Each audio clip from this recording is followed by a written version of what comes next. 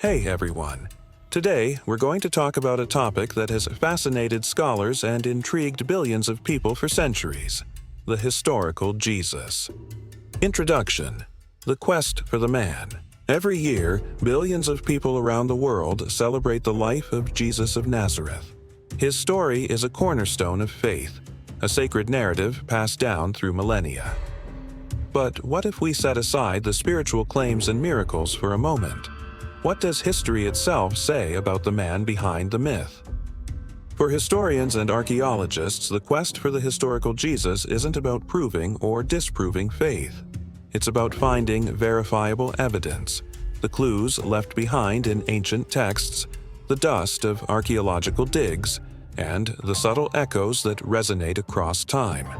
And what they've found might surprise you. This is the story of the man that history can prove. The core consensus. While there's little scholarly debate on Jesus' basic existence, the details can be blurry.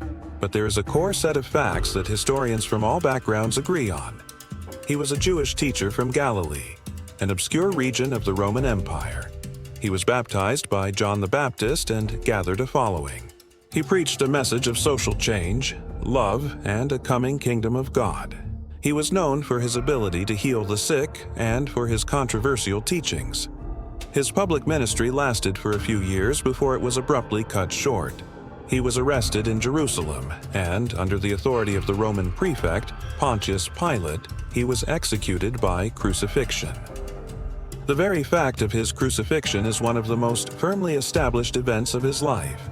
It was a well-documented Roman punishment, reserved for rebels and agitators. Evidence beyond the Bible. For many, the only information they have about Jesus comes from the Bible. But what do non-Christian sources say? Interestingly, there are several, and they provide powerful corroboration. The Roman records speak. Why are these sources so important? Because they confirm the facts from a hostile, or at best, neutral perspective.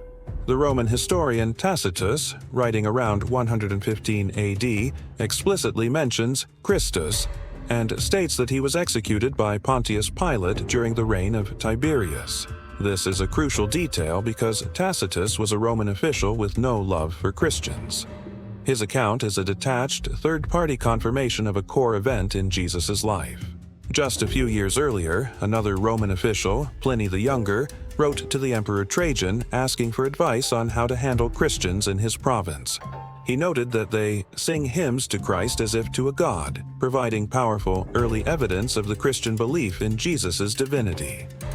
What about Jewish sources? The Jewish historian Josephus, writing around 93 AD, mentions Jesus in his work, Antiquities of the Jews.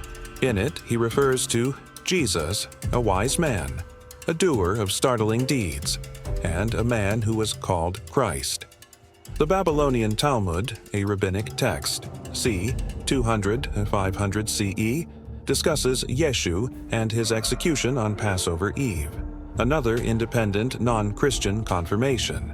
These sources, though sometimes critical, undeniably place Jesus within the historical tapestry of the first century. The stones that speak.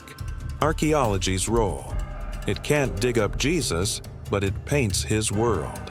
While we don't have artifacts that belong directly to Jesus, archaeology has provided a profound context for his life.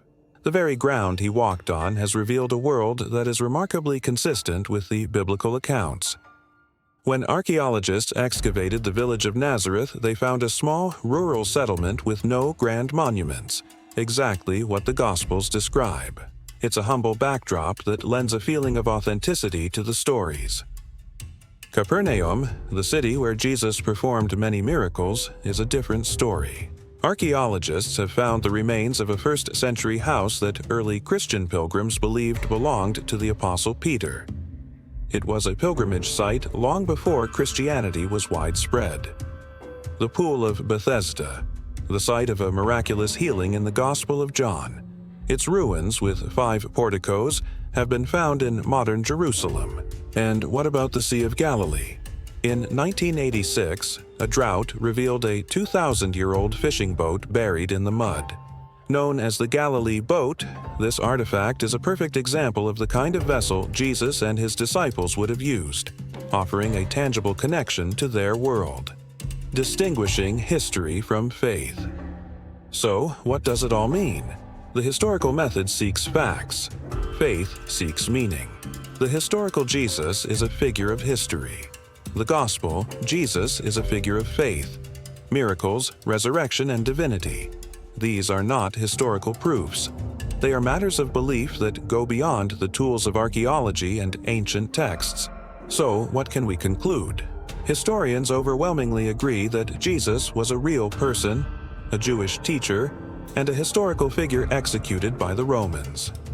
The external records and archaeological findings provide a concrete historical foundation for the man himself. But history and faith are two different pursuits. History can tell us what happened, but it can't tell us why. The miracles, the resurrection, and the divinity of Jesus are all matters of faith that go beyond the tools of historical inquiry. They are stories that transcend time and space, revealing a deeper truth. The historical Jesus provides a bridge between the past and our present, inviting us to see that the faith of billions began with a life that was profoundly real. Thank you for joining me on this journey through history today. I hope you found this episode informative and thought-provoking. Please feel free to share your thoughts and comments below. Until next time, keep seeking and stay curious.